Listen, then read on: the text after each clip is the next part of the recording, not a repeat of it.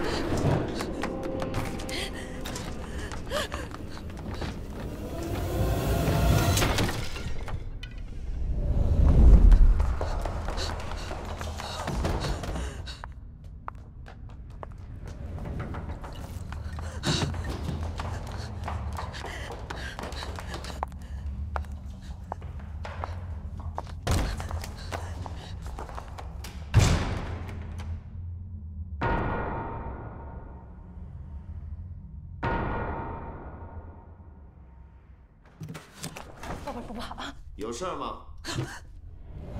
有人想抢我女儿，请你帮帮我。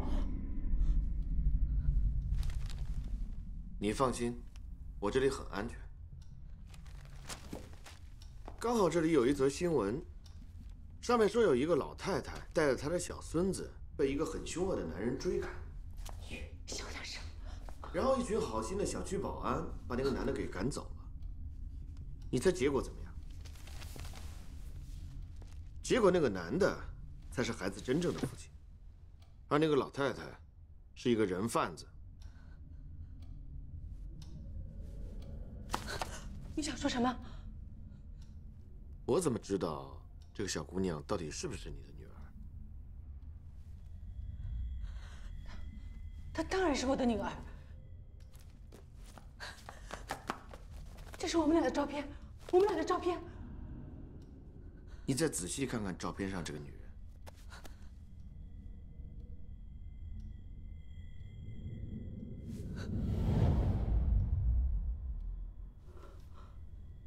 怎么会？然后你看看这条新闻，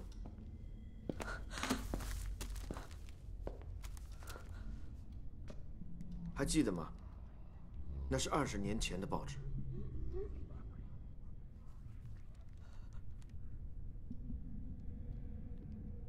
瑞瑞，过来。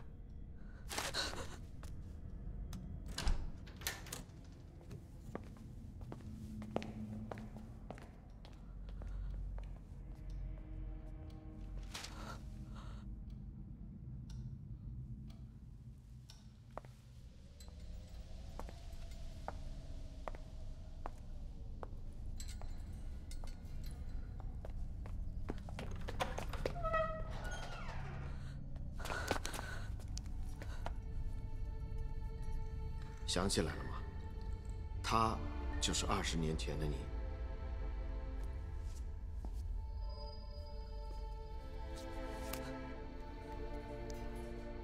该放手了。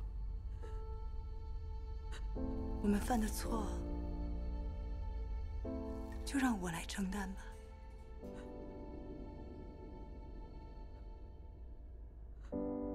对不起，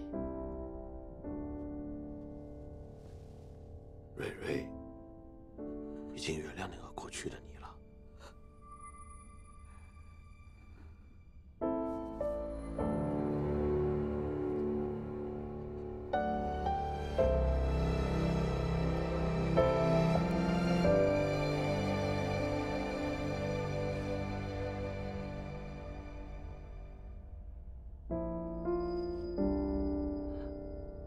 妈答应你，会好好活着。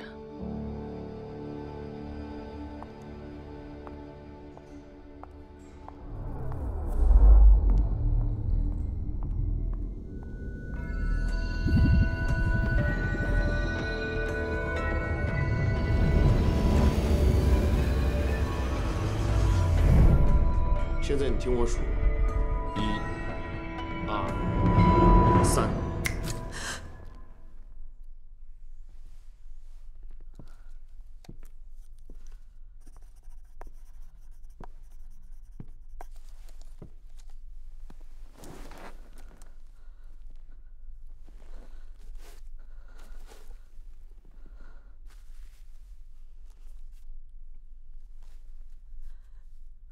现在，你还看得见蕊蕊吗？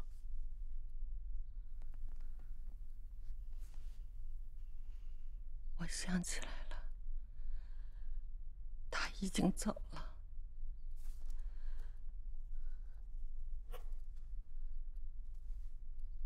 徐医生，我在你这治疗也已经有半年了，为什么一到梦里就不认识你？催眠疗法最大的一个优势，就是可以让你的病患在治疗的过程当中暂时忘记你医生的身份，这对治疗非常有利。但是刚才的这个案例，大家看到的仍然是在恍惚状态下面接受的催眠指令。今天我们要来讲清醒催眠。其实清醒催眠很简单，就像现在我在跟大家讲话，有可能大家已经进入了我的一个催眠当中。事实上，从大家走进会场开始，你们已经进入了我的催眠。现在1、2、3，好吧，我没有这样做。我们看大荧幕，看到这个颜色，大家想到了什么？中国红旗、火焰、血液。好，换一个。玉米。向日葵、阳光、香蕉、菠萝，好，都是吃的东西。下一个，麦当劳，没错。资料显示，我们大部分人在大多数的时间里面，都接受着商业广告的清醒暗示，而这个清醒暗示就是清醒催眠的根基。我在大学里面那帮同学，他们拼命的学习清醒催眠，而现在他们全部都混迹在广告圈。这位女同学，徐医生，据我所知，催眠疗法一直非常受争议，因为病人并不是在自愿的情况下来去接受治疗。那么我们为什么不用一种更为开诚布公的方式呢？你有了心事会跟你的父母讲吗？跟我爸聊的比较多。那你会跟你的闺蜜讲吗？会。可是如果有一天你回到家里，打开房门，看到你的父亲跟你的闺蜜躺在一张床上，你跟谁讲？同学们不要笑，全世界每年有100万人死于自杀，你们认为他们没有父母、没有闺蜜、没有亲人、没有好朋友可以倾诉吗？关键的问题是讲不出口。有些人根本就不想讲，而有些病人根本就不知道应该怎么样讲。而我是一个医生，我的身份是一个心理医生，我不是来跟病人谈天的，我是要进行治疗，我的工作是要把他们的病治好。至于采用什么样的手段，我真的不在乎。那我怎么能确定心理医生在给我催眠的时候是在给我治疗，而不是在加害于我呢？行了，别说了。你放心，今天这个会场上有300多人，你绝对安全。醒了。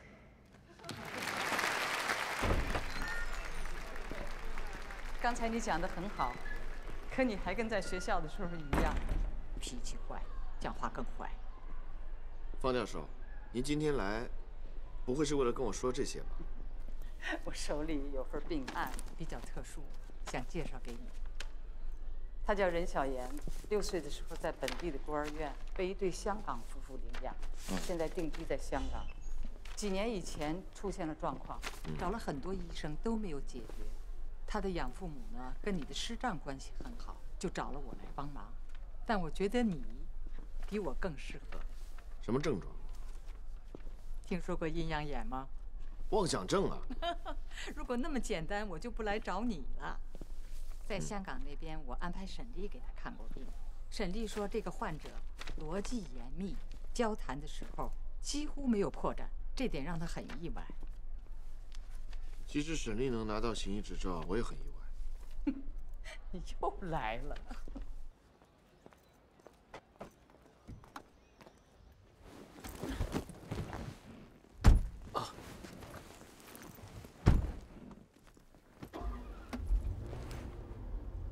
如果你没有问题的话，我就安排你们尽快见面。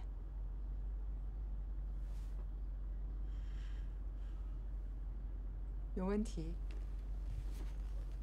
没有，有一家餐厅就在附近，我们走着去就可以。去吃饭吧。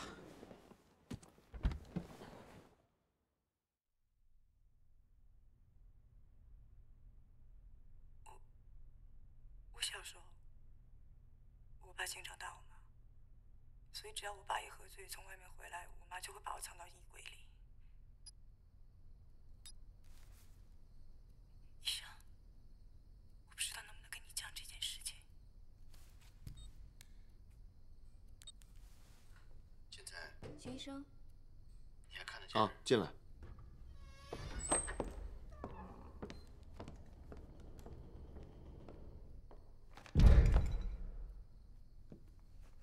怎么这么晚了还在装修啊？我问过装修师傅了，他们说很快就装好了。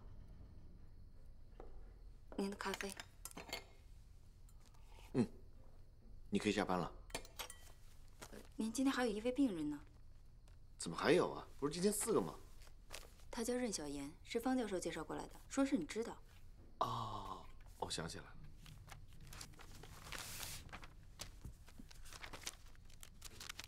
怎么没有照片呢？我不知道，这是刚从沈丽医生那儿寄过来的。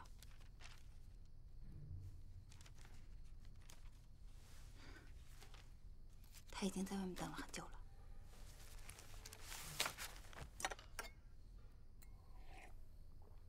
先让他进来吧。好。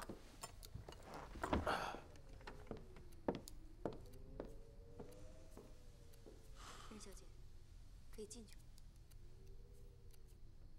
任小姐。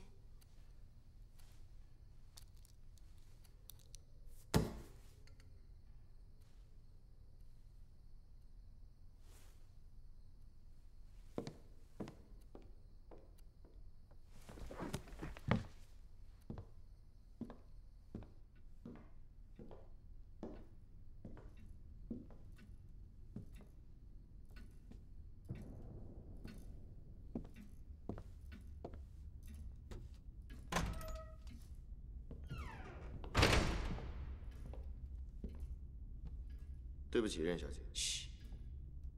听这个钟的声音，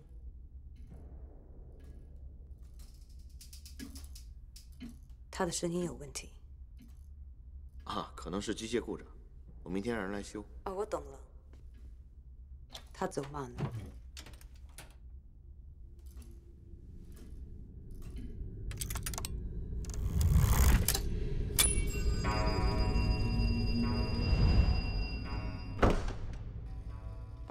初次见面，我是任小妍。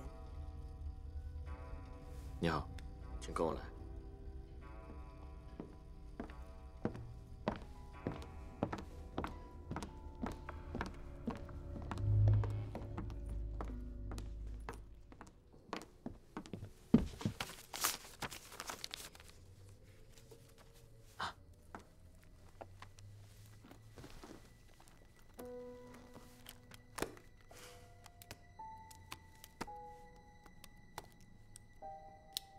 抱歉，我这里不能抽烟。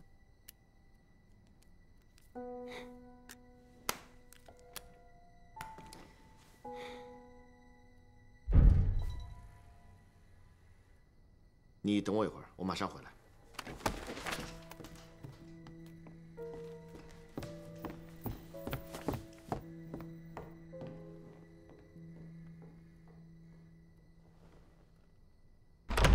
哟。你干嘛去啊？多少年都没人了，非得在今天晚上装修，已经影响我工作了，让他们停一下。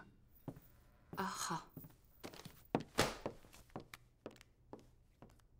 哎，沈丽，是我。瑞宁。你不会这么早就睡觉了吧？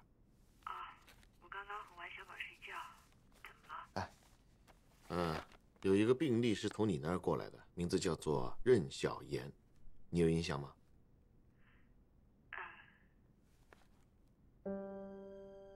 喂，怎么了？瑞宁，你听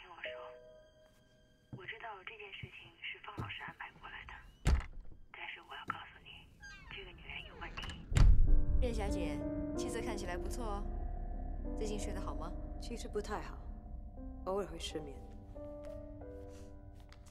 你不用紧张，我们就聊聊天儿。放松一点，跟我讲一讲你的压力。沈医生，假装很关心你的病人会不会很累？不管你装得多用力，你看我的眼神就是在看个病人。任小姐，我想你可能误会了。是你误会了，我没病。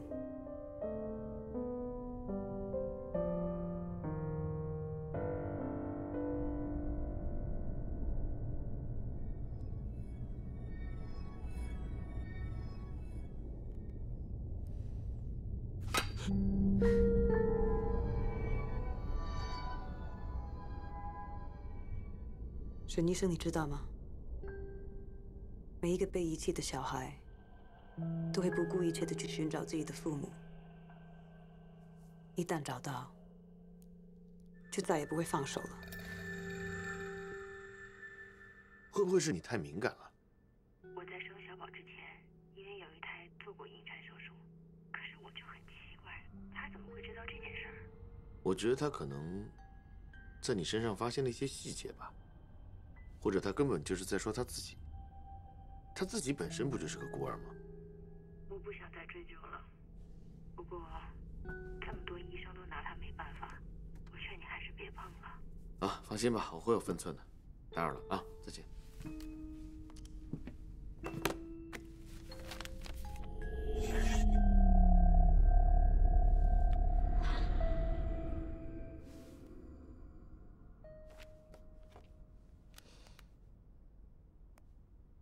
哎，老莫，是我。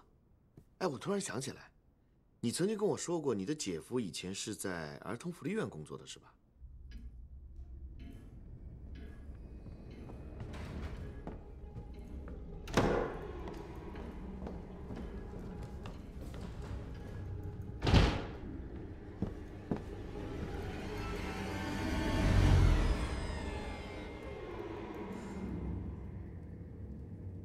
对不起，让你久等了。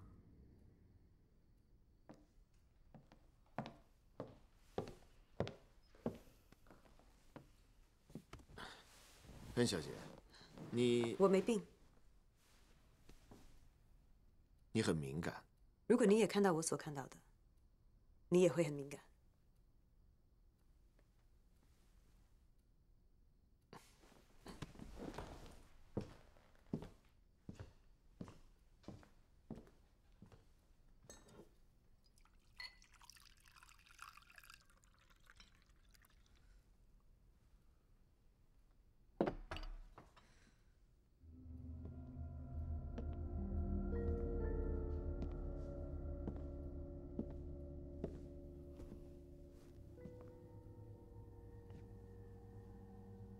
你在看什么？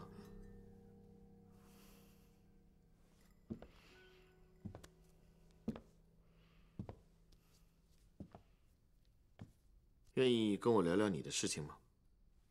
说了你也不信，干嘛浪费时间？虽然我收了你的咨询费，但是并不意味着我要相信你所有的话呀。你根本不知道我面对的是什么。就是鬼嘛！我是从来都不相信的。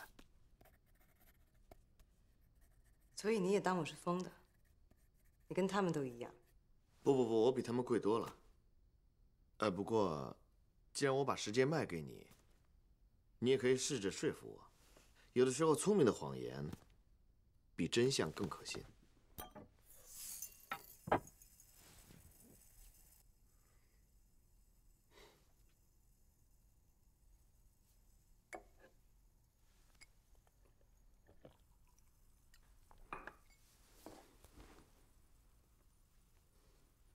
徐医生，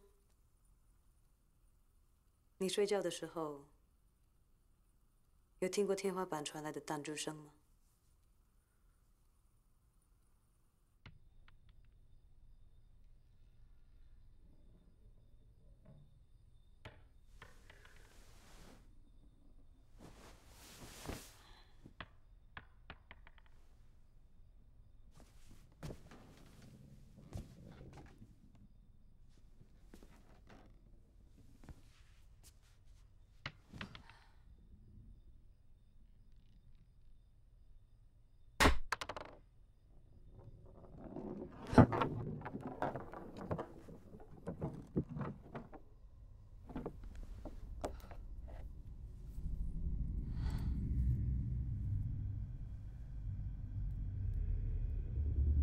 关于天花板上的弹珠声有很多种说法，有可能是管道异常，也有人认为是建筑物热胀冷缩所引起的。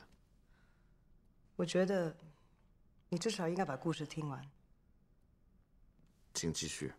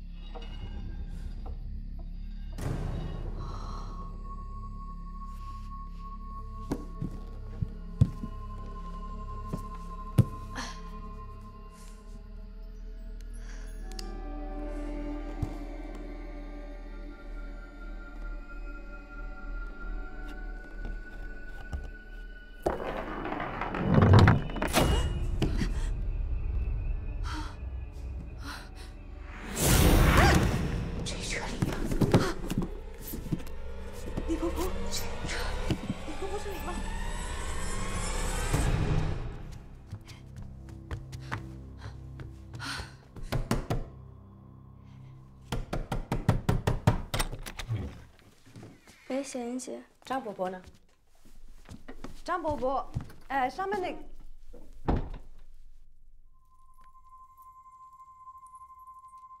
任小姐，这么晚了，是不是吵到你了？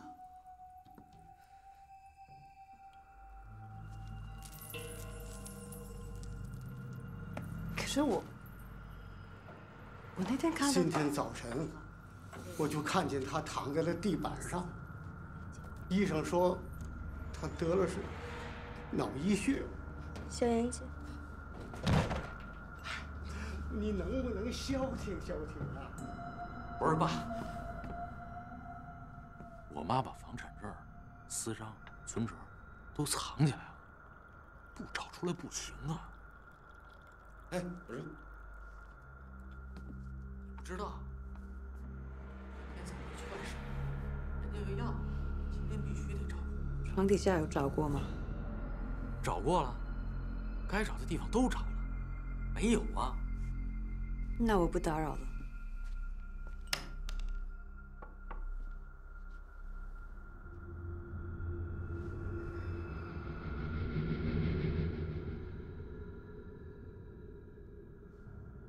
请问上面那个是什么？哦，废弃的通风口。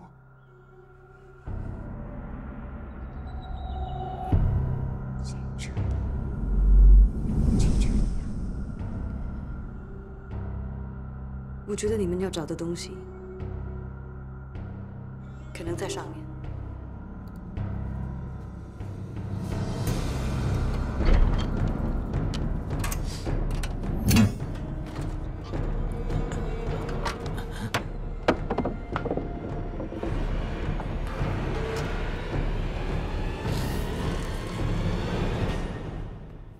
哎呀，还真都在里面呢。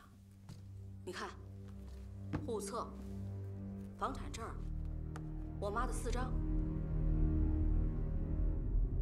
这手镯，要不然咱妈怎么这么多日子没戴？我说怎么着，都搁上面去了。你说这么高，它怎么上去的？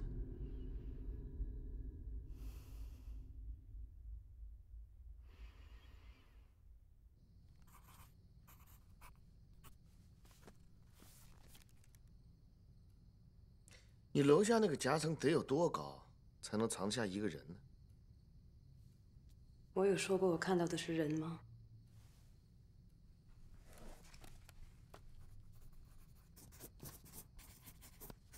记忆是现象，你一定是认为我看到的结果，再去编造记忆，对不对？你不是第一个这样想的医生。那为什么不能是你的梦境或者是巧合呢？你就那么肯定你撞见鬼了？我看到什么不重要，问题是我为什么会看到他们？他们还不止一个。我并没有说过我只看过一次。好吧，那你跟我讲讲，你最近一次碰到他们的经历。我记得那天是我生日，跟朋友喝的有点晚。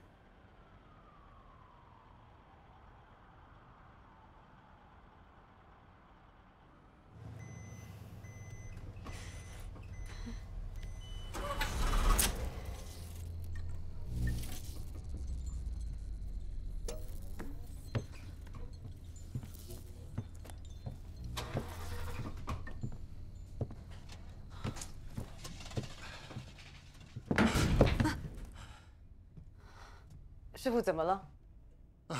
小问题，很快就好了。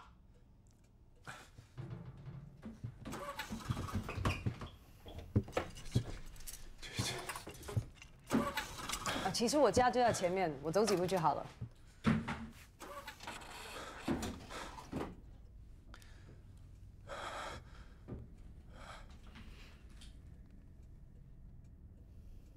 不要下车好不好？我很快就好的，真的很快。我要下车，请开门。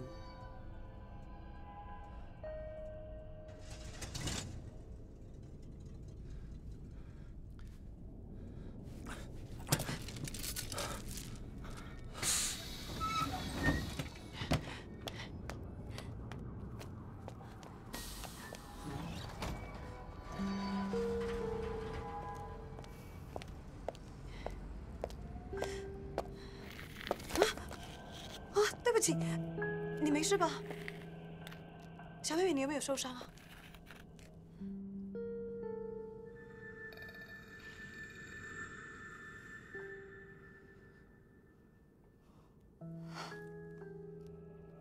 你怎么会一个人在这儿呢？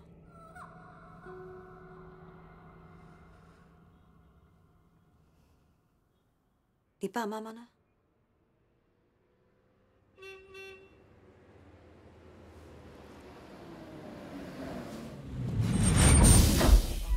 小姐，我车修好了，要不要再送您段？不用了，我自己走回去就可以了。怎么了？需要帮忙吗？哦，没事，我自己回去就好了，谢谢。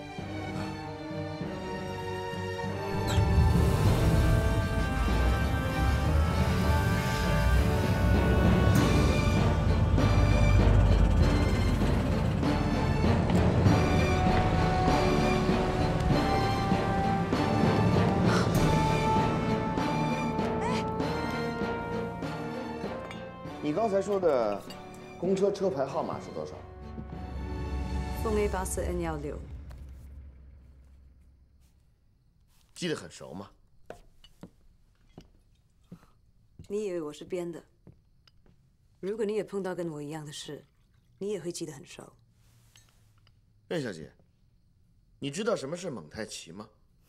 你所碰到的这些事情，本身可能是毫不相干的。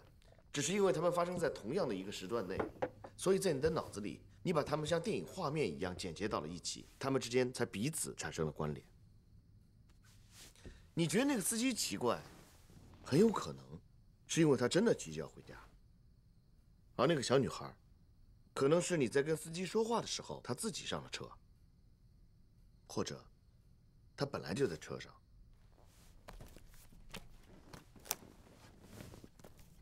我确定车上就只有我一个人。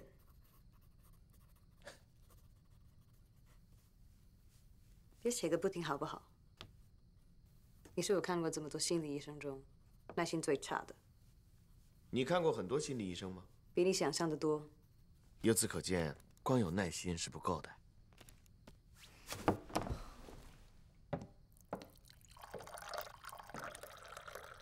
好，请继续。看点车！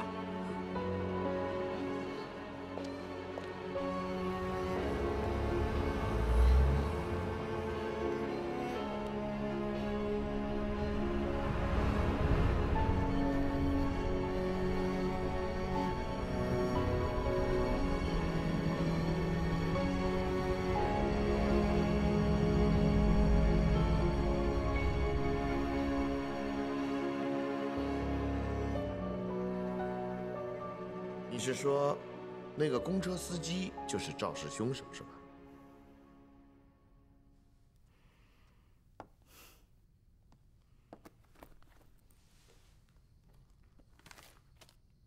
这个案子已经破了，而且也见报了。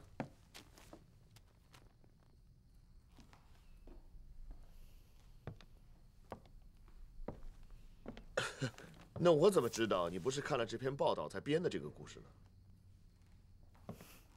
呢？或者说你有什么证据证明是你打的这个匿名举报电话？我是用公共电话打的，怎么会有证据呢？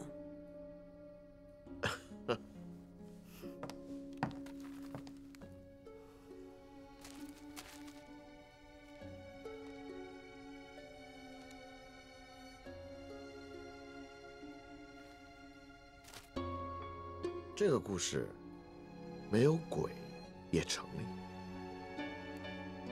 徐医生，我不是说了吗？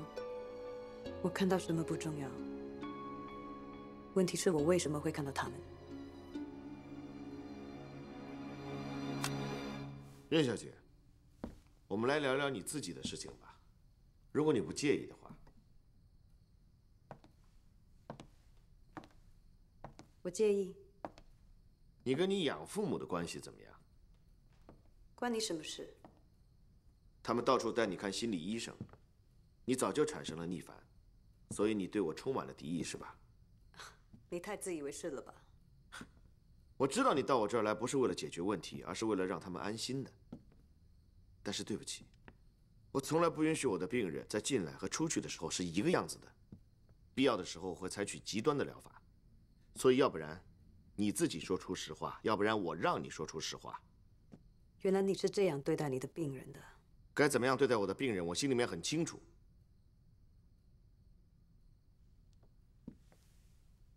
你有没有试着去理解你的养父母？从他们的角度想一想，逃避是没有用的。如果你心里还有他们的话，就请你配合我，来说说你的身世。毕竟，你不能总拿你是孤儿当借口。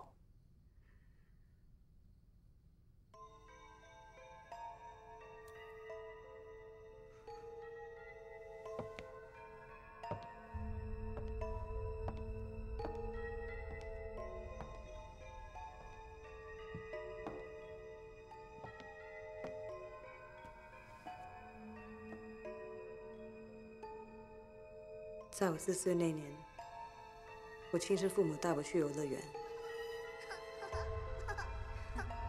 慢点儿。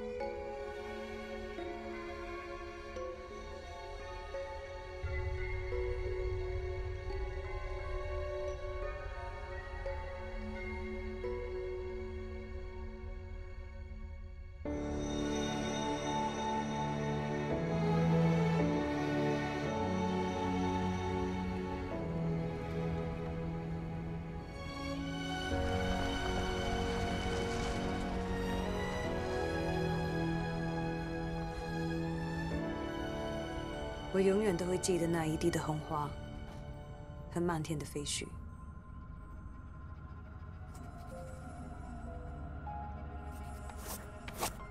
后来我才知道，那封信是他们的遗书。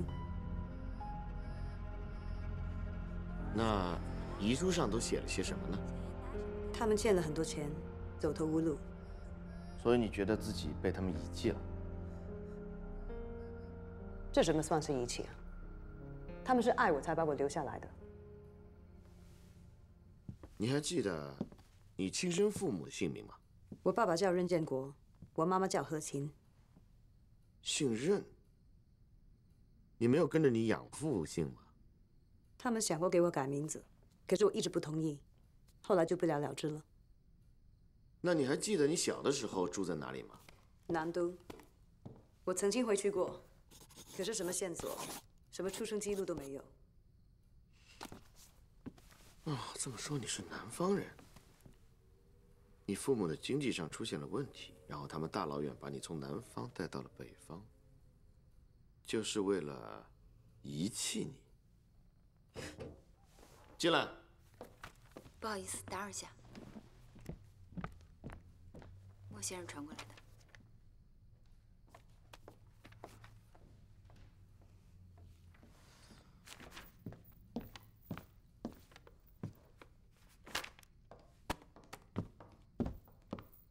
又去看资料吗？我上洗手间。进进出出的，不怕你的病人不信任你吗？从头到尾你也没信过我呀。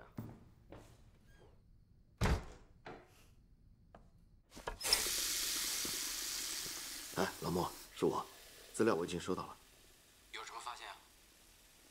跟之前没有太大的出入。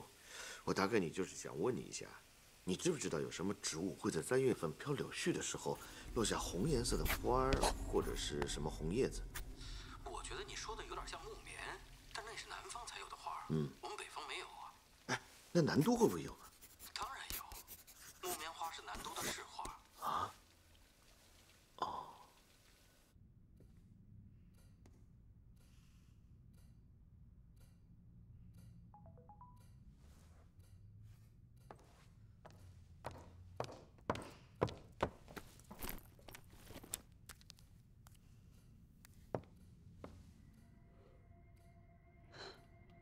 老莫，我可能还得麻烦你一下。啊，你说。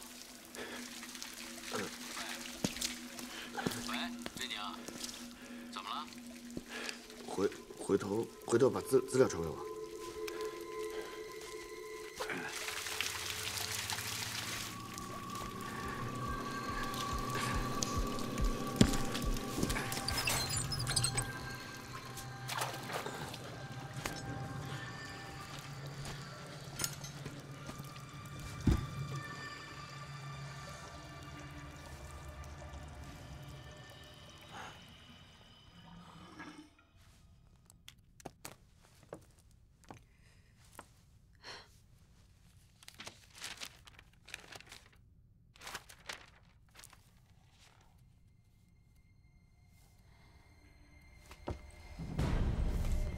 需要帮忙吗？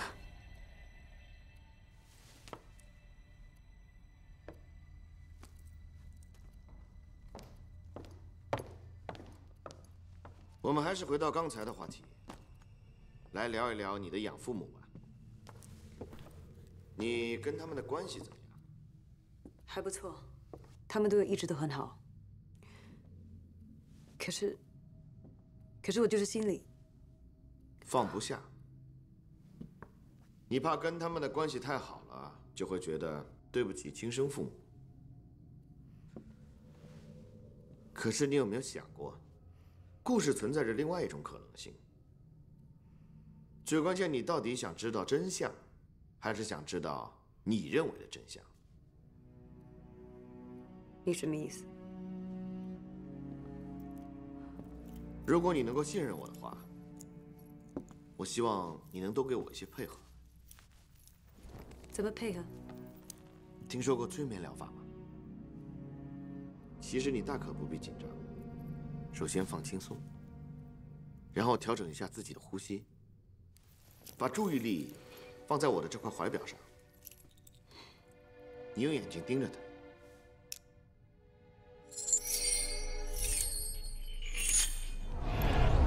我会数3下。1、2、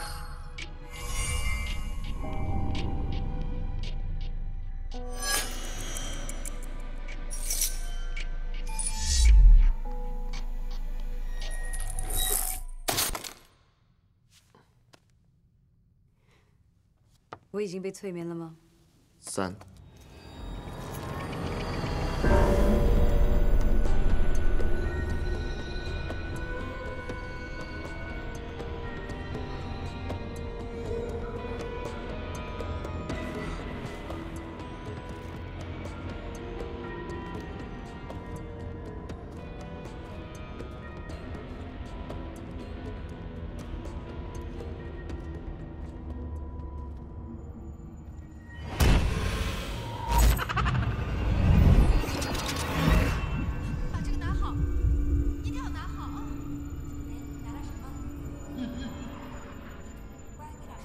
你怎么会一个人在这呢？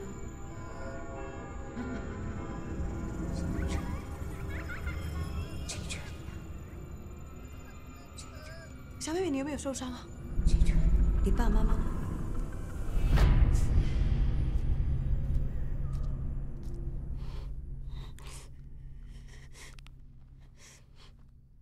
你放松一点，放松。没有什么东西会伤害到你的，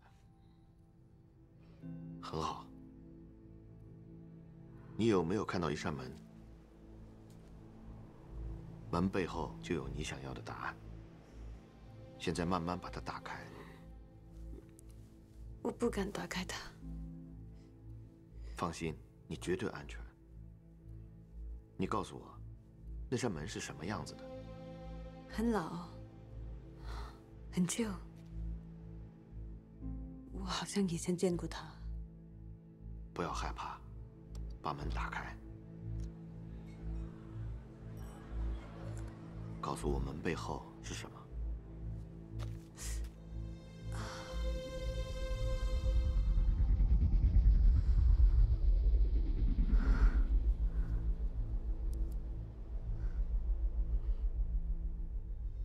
现在你看到了什么？水。水。水里有什么？水里什么都看不见。有没有看到什么人？没有。仔细看一看，看看你的周围，有没有别的发现？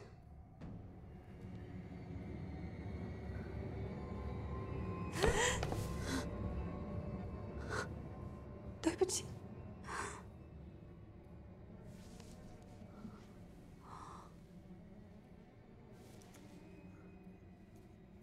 你看到谁了？不是我，不要来找我，我帮不了你们的，你们已经死了，请原谅我。你听得见我的声音吗？在你背后还有一扇门，如果你觉得不行，打开它你就回来了。是502吗？502？你先不要管什么502，你要想回来就把那扇门推开。打不开，锁住了。不要着急，不要着急，在你兜里有一把钥匙，你把它掏出来，用它把门打开。宣小妍，还听得见我的声音吗？我要你现在从那扇门回来，听我的声音，数3下你就回来。3、2。一片好大的水池。一片水池？什么样的水池？有一座桥。一座桥？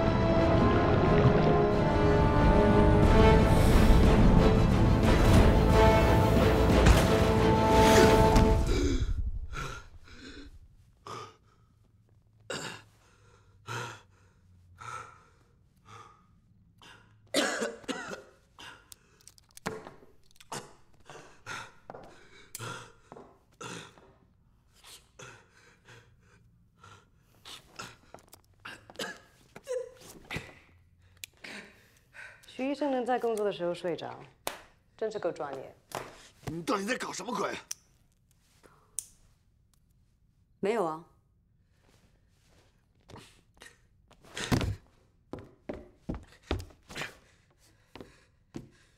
你到底干了些什么？我什么都没做。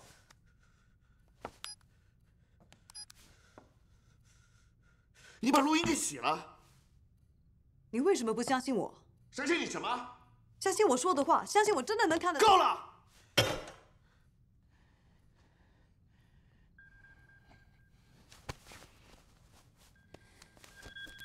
你去吧。喂。啊，老毛。啊，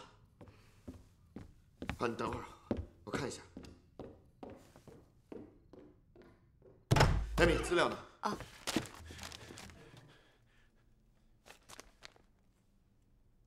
跟老毛确认过了吗？确认过了。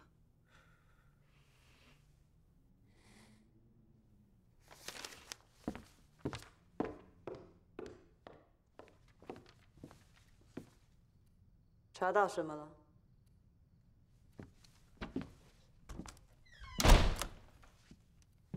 我记得你刚才说过，在被遗弃那天，看到了漫天的飞絮和一地的红花。我想请问你是怎么看到的？据我所知，在那个季节，能大面积落下红花的就只有木棉，而我们丰城在北方，根本就没有木棉花。所以我想请问你是怎么看到的？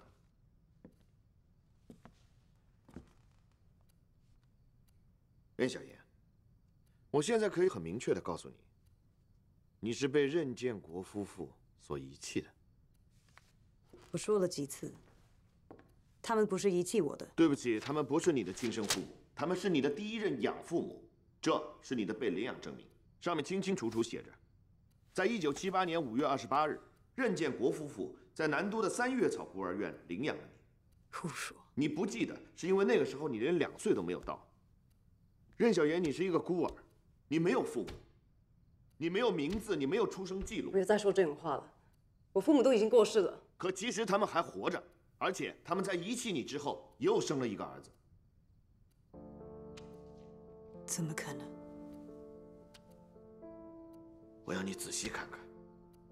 好好想一想，在你的记忆深处，到底是什么地方出了差错？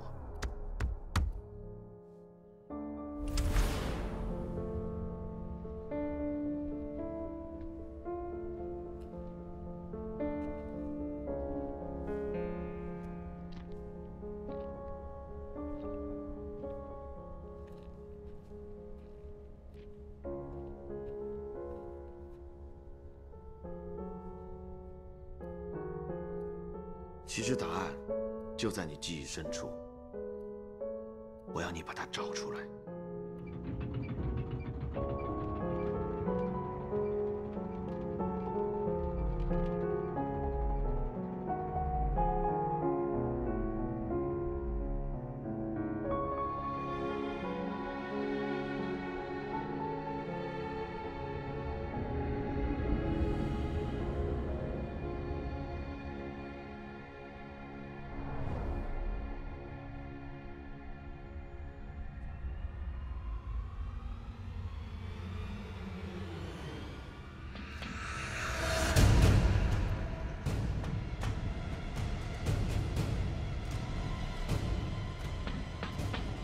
小妍，现在你看清了吗？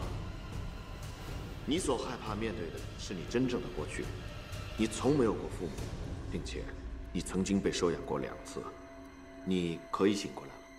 3、2、1。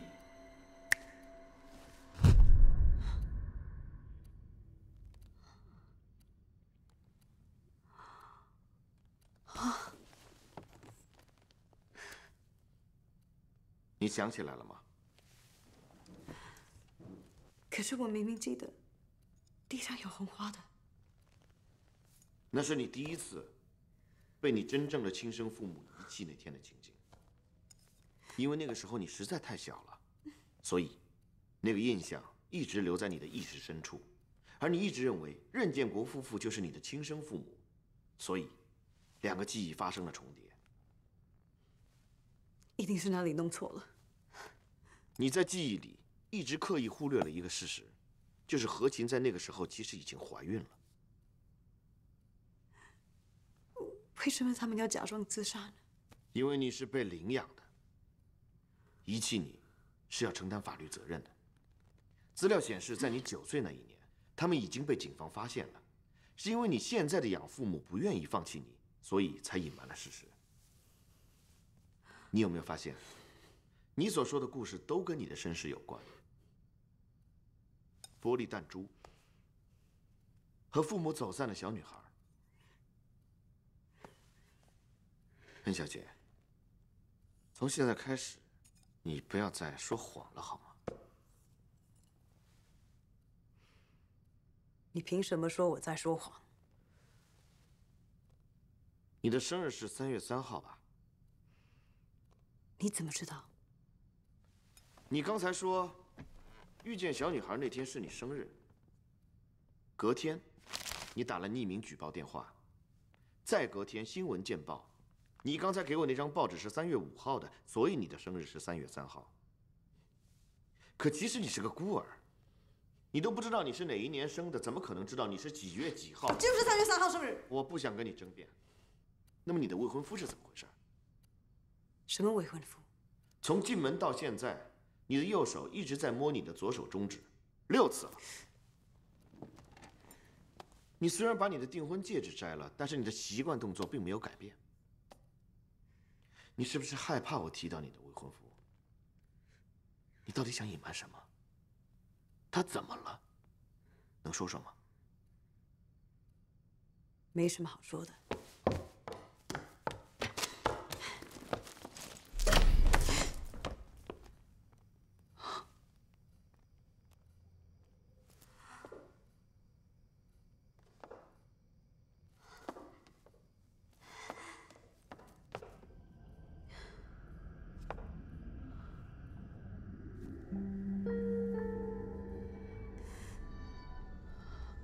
不用害怕，老房子都是这样，很快就来电了。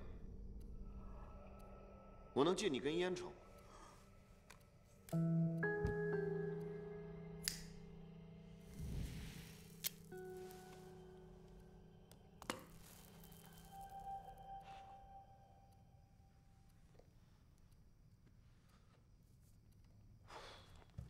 叶小姐，我当心理医生很多年了。跟你分享一个经验，很多看上去轻描淡写的事情，其实比我们想象的要严重得多。今天时间不早了，治疗到此结束，请回吧。结束了。是的，结束了，请回吧。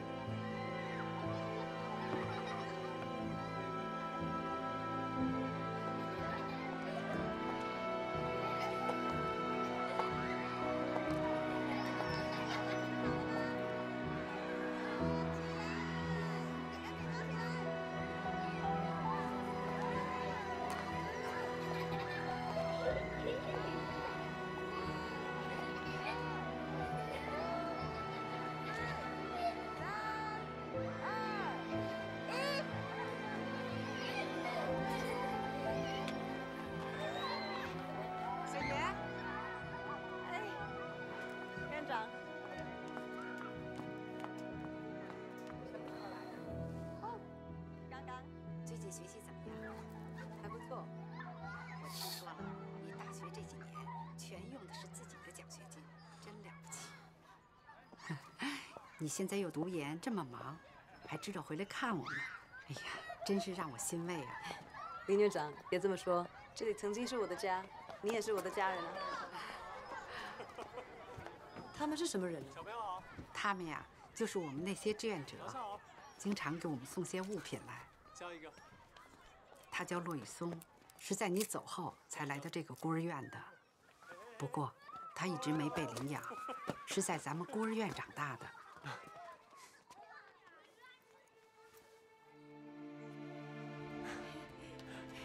嘿，我有件事想跟你说。你不是说你不知道你生日什么时候吗？所以我想把我的生日分给你，以后每年的3月3日都是骆雨松和任小妍的生日。好了，我们迟到了。今天是你生日，我们不能迟到啊！嘿，是我们的生日。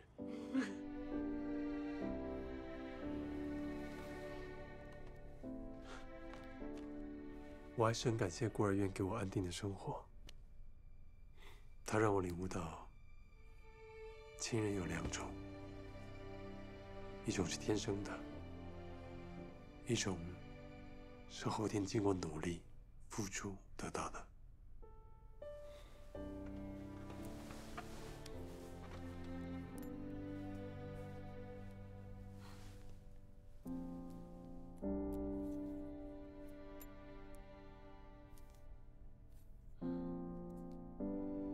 小妍，我想成为你的亲人。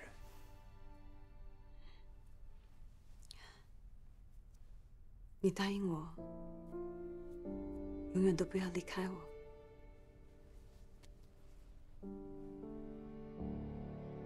可是你知道，我最终还是会离开你的。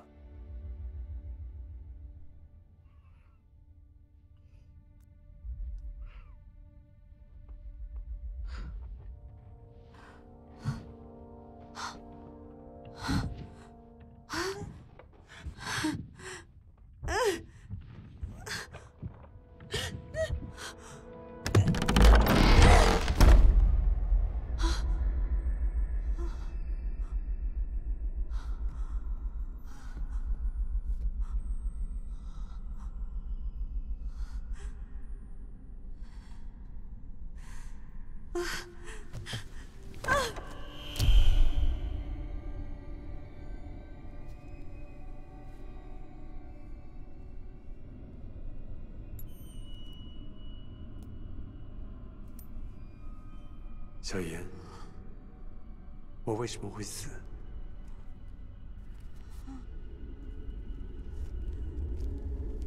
你为什么要杀了我？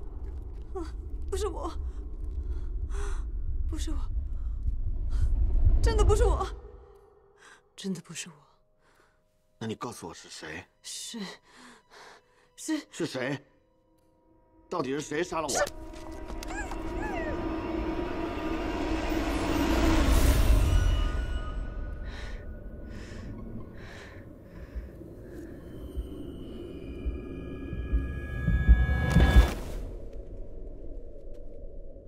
小妍，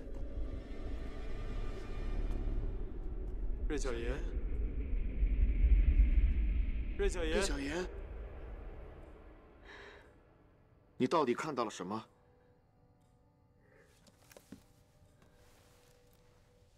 任小妍，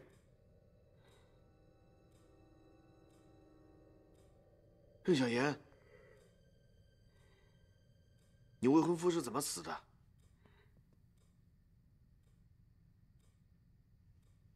你听得到我的声音吗？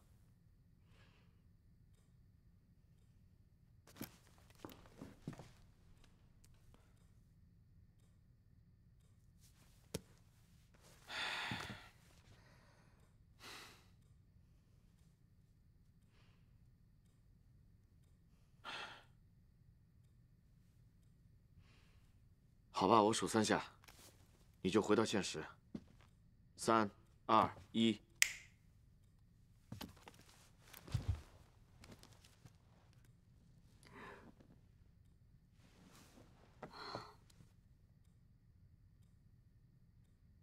你什么时候又催眠我的？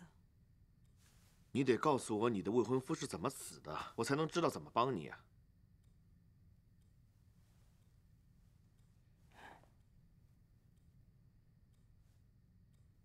对不起。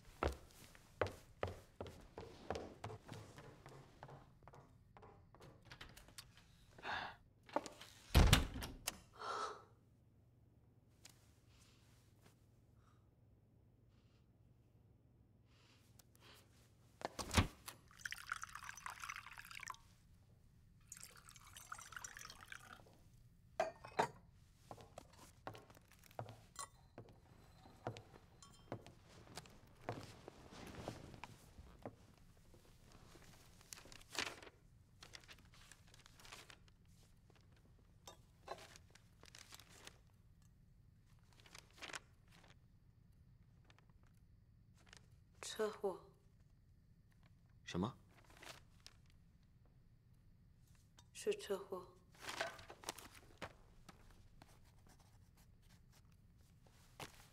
当时你在车上吗？这是多久以前的事情？8年前。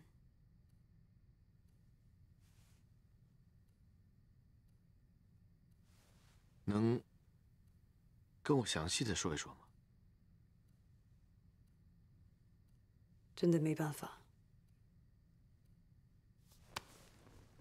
从治疗一开始，你就说你不止一次能够看到鬼。就算我相信你说的都是真的，现在我能问你一个问题吗？什么问题？你曾经看到过你的未婚夫吗？没有。是吗？一个人说谎，不是有目的，就是有原因的。我说的都是真的。你只是试图相信那是真的。你的未婚夫已经死了，我告诉你，人死是不能复生的。你干嘛要知道他？你为什么不能相信我就是能看得到鬼啊？就算你真的能够看到鬼，你也没有办法让你死去的未婚夫再活过来。死了就是死了。许医生，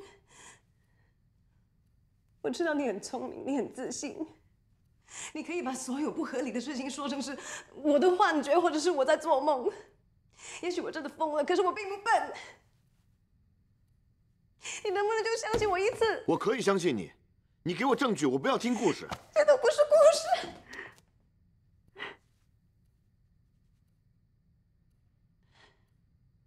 我懂了，我突然明白了。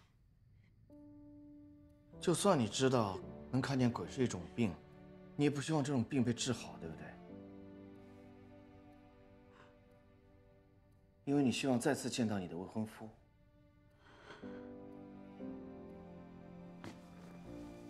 邓小妍，我以一个心理医生的身份告诉你，这个世界上根本就没有鬼，已经死掉的人，不管你有多么爱他，你都永远没有办法再见到他了。接受这一点，你就没事了。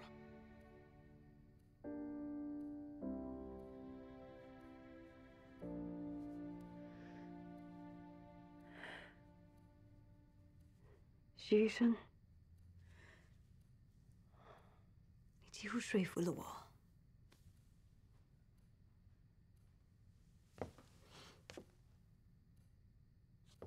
但是我要问你一个问题：为什么从我进房间到现在，在你身后一直跟着2个人？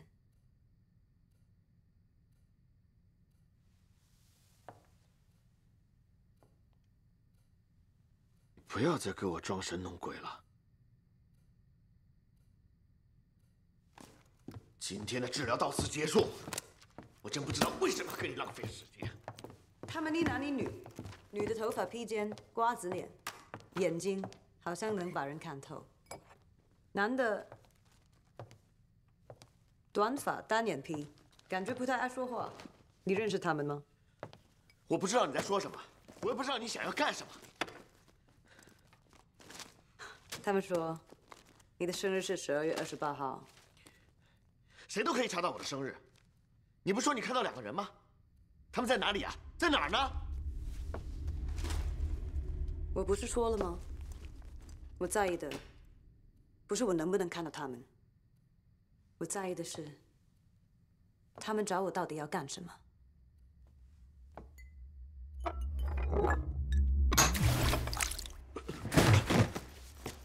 他们还说你怕水，真可笑！你不是要证据吗？你是不是调查过我？谁派你来的？徐生，你怕？你是不是怕？你怕什么？闪开！我告诉你，我没有说谎。他们2个就好像刚从水里爬出来，信不信由你。从我一进门就一直站在这里。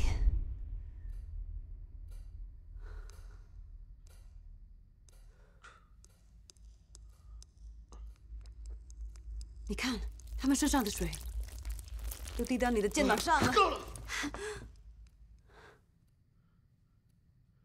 你是不是不相信我，船长？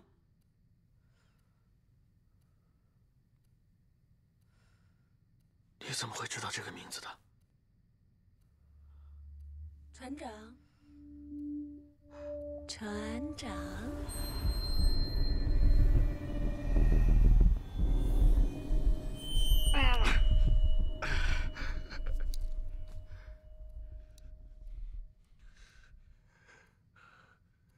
不许你叫我这个名字。船长，你听。我不要你叫这个名字！你到底谁呀？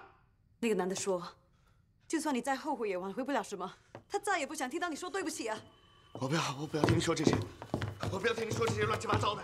不管你出于什么目的，今天的诊疗结束了，知道吗？艾米，你在干什么？你等着我！你让开！你还想用这个手干什么？啊？你看，你伤害的人还不够多吗？他们叫你住手！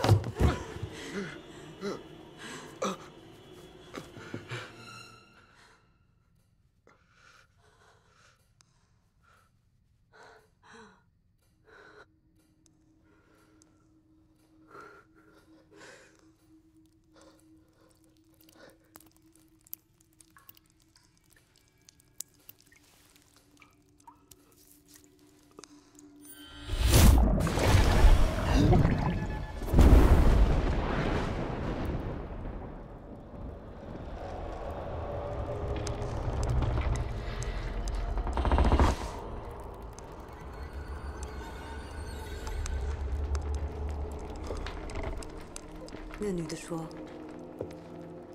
你问过她的问题，答案是一辈子。船长，你听，他们2个说不想再看到你伤害自己。我不要听。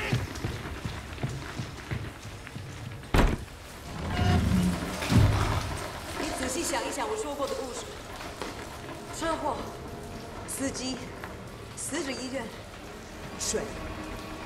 502。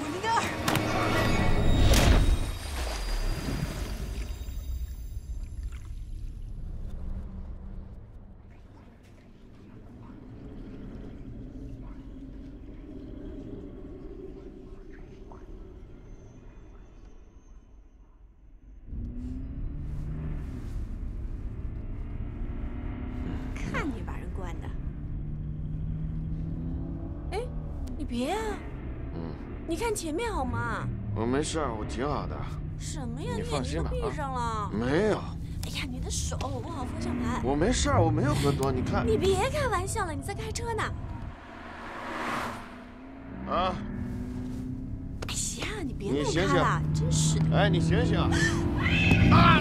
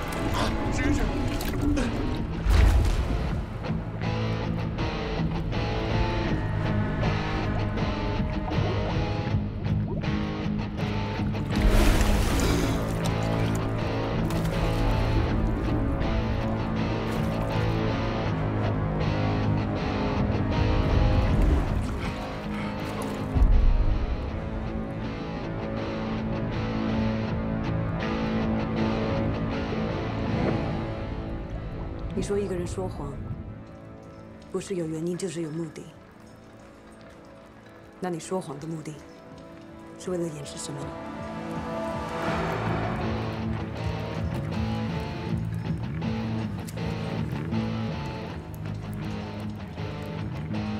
因为我害死了我的爱人和我最好的朋友。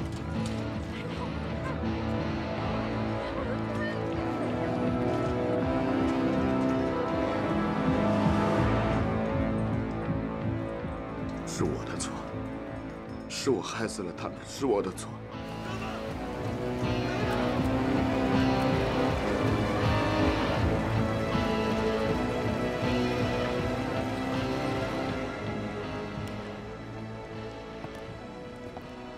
你想起来了？是的，是的，我想起来了。男的说，他早就原谅你了。女的说，他对你的爱从来没有变。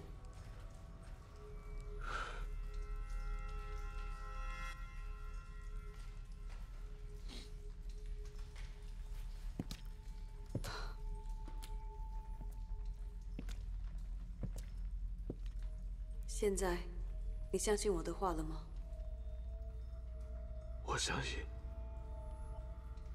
我相信你能看到的。你能不能告诉他，我爱他，我一直爱他。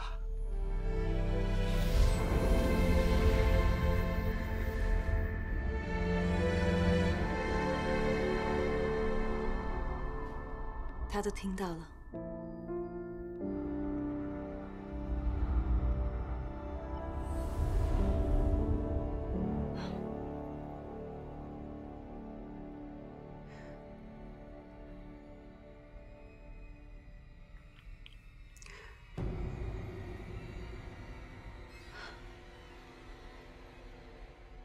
当你醒来的时候，你会想起所有的事情，放下所有的担子。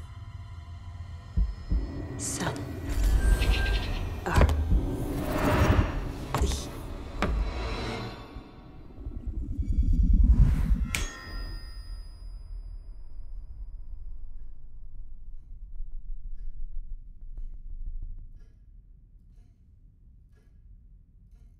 顾姐。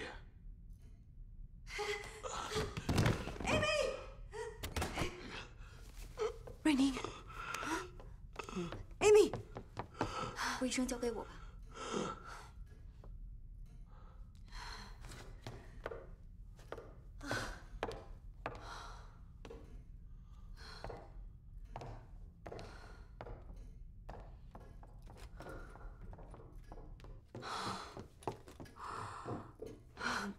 快检查一下瞳孔，看看有没有什么问题。好，这里就交给你了。有什么事告诉我。知道。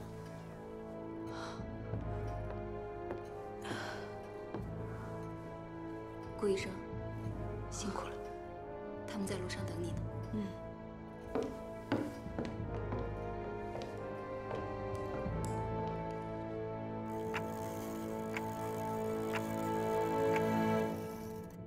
你刚才说的车牌号码是多少？路易巴斯 N 9，记得很熟。因为我是编的。他应该没事了。谢谢。如果你碰到跟你一样的人，谢谢你，顾小姐。我真不知道该说什么，可是我知道这件事儿你也不好受，真是难为你了。你做得很好。方老师，都是因为您的治疗方案有效。特殊情况特殊处理。创伤后症候群的治疗难度本来就很大，徐医生，更何况他已经出现了严重的自残行为。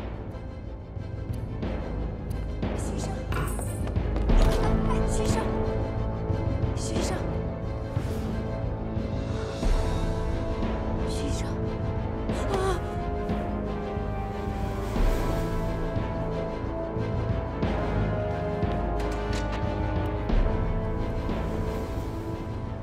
我们甚至有时候都转，他是醒着还是在梦游？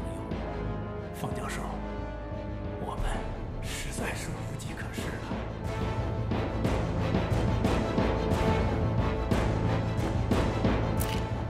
当你把电视机关掉了，你就忘了整件事情，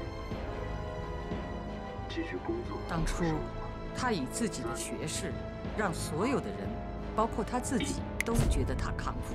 方教授，现在居然有人认为我不再适合继续担任心理治疗师，非要我做这份评估测试，可这个对我来说没有意义，所以要麻烦您帮我签个字。我知道，就算我不签这个字，你还是会有办法应付这件事的。但是你能应付自己一辈子吗？有问题？没有，有一家餐厅就在附近，我们走着去就可以，去吃饭吧。我想到一个人选，可能在治疗方式上会有些争议。老师，我只有一个问题，为什么非得是我呢？瑞宁的病是他长期自我压抑造成的，急需要心理上的疏导。可他又是一名心理学高材生，受过专业的培训，常规的治疗手段对他根本无效，因为他知道整个治疗过程是怎么运作的。你不会是想催眠我吧？所以接近他的人必须是让他感觉到无害的，最好是一名陌生的患者。怎么可能啊？我们彼此都那么熟。你们俩都是我的学生，所以我了解你们。瑞宁虽然在恍惚催眠领域数一数二，但是你专攻的是清醒催眠，可以在患者毫不察觉的情况下进行治疗。况且，瑞宁在内心深处渴望着被原谅，而你恰好就是其中的关键。我们都知道，清醒的时候，心理防御最强；半睡半醒的时候，意志力最薄弱。我们就选择瑞宁认为自己防御力最强，但实际上精力已经透支的时候，作为治疗他的时机。你好，任小琪。听这个钟的声音，他走慢了。我们利用催眠来让他忘掉你的样子。3、2、1。初次见面，我是任小妍。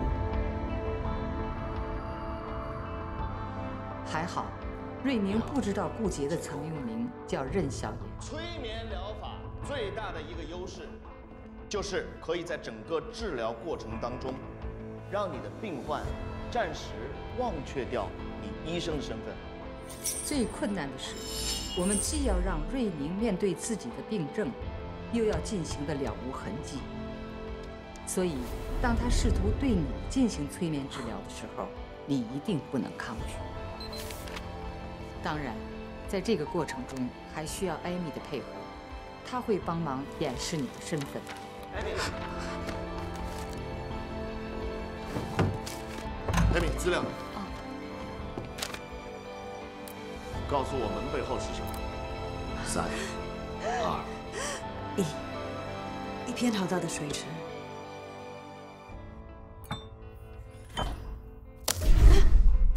此外，瑞宁的催眠手段防不胜防。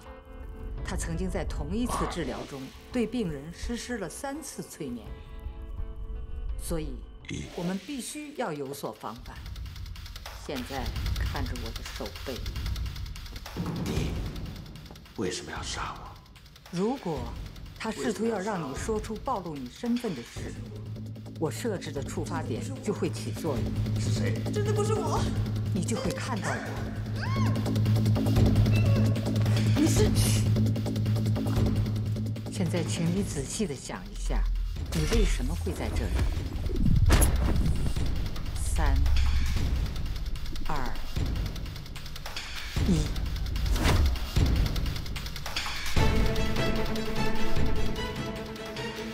如果不让他挖到任何东西，他是不会相信我的。我很了解他，我必须要让他觉得自己占了上风。那你准备怎么做呢？有些事情我是从来没跟人说过的。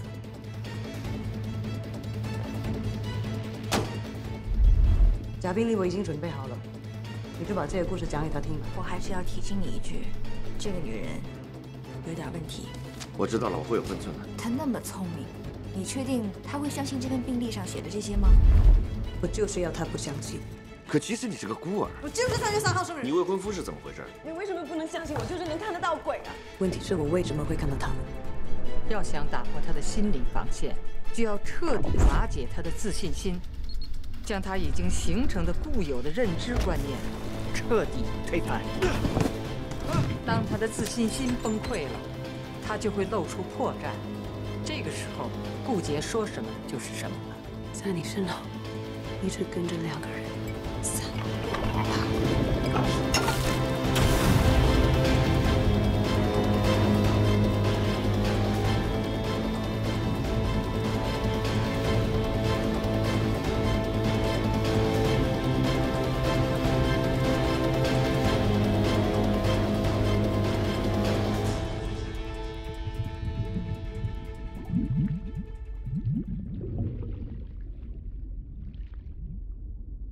都是我的错，是我害死了他们。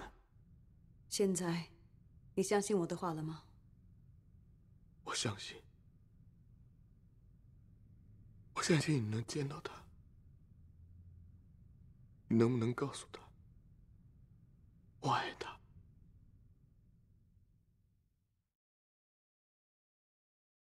徐医生醒了。徐医生醒了。啊。2位跟我来吧。好，咱们快去看看。方老师，我也去看看瑞宁。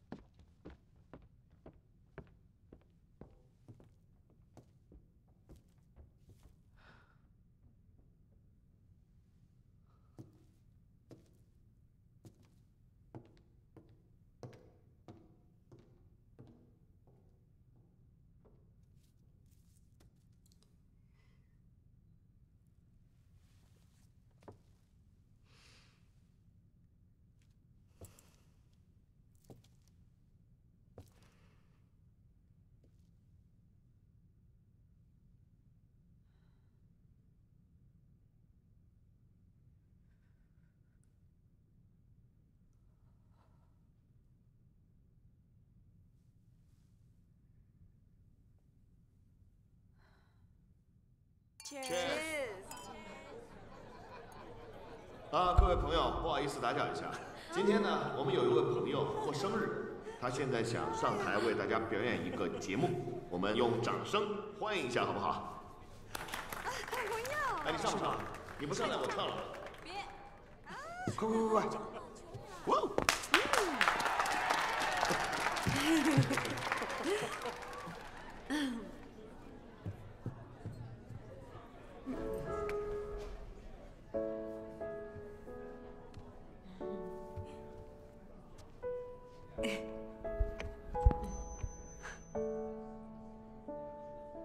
！Where do we go from here? This isn't where we intended to be. We had it all. You believed in me. I believed in you. Certainties disappear. 顾姐，真难为你了。他放下了，你呢？ All our passions alive as we used to do. Deep in my heart, I'm concealing things that I'm longing to say.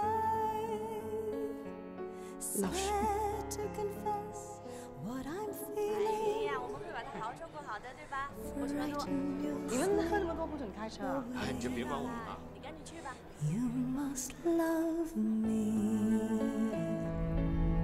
我今天很开心。 You must love me.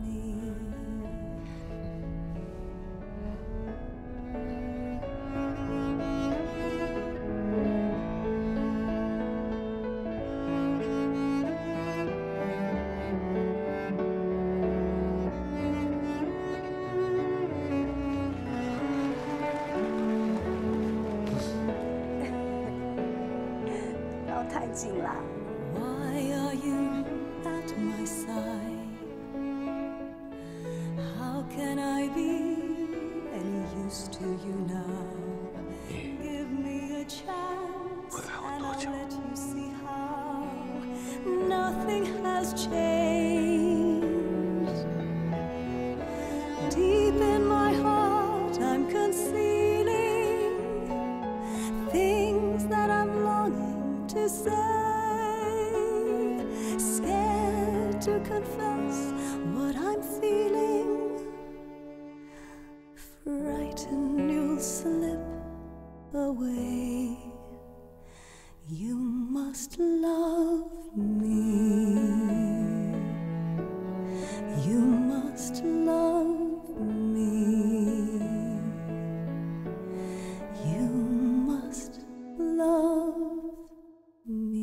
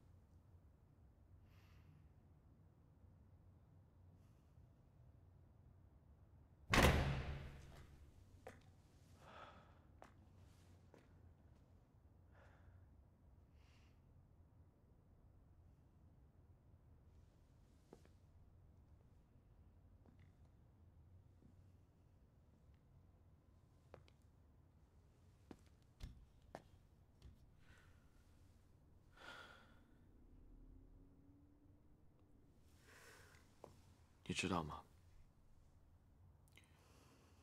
每当别人跟我说“你不要太自责了，这不是你的错”，我就觉得他们好像是在提醒我，告诉我这就是我的错。我最害怕听到的一句话就是“你已经尽力了”，因为只有我自己知道。 我没有尽力，我应该再努力一点的。所以，我不是不能被治疗，而是我不愿意被治疗，因为我觉得我不应该被原谅。没有人能够原谅。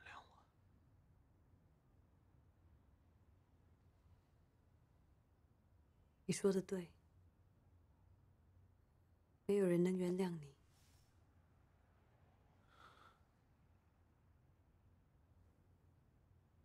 除了你自己。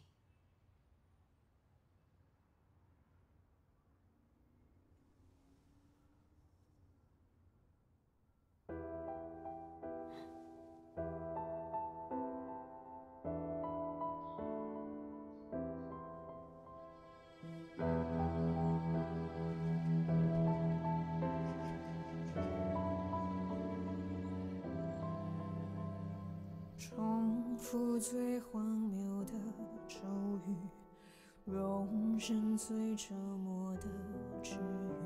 管什么秘方我都信，漂浮的人只想抓紧，失去最真心的甜蜜。曾经拥有就该追寻，只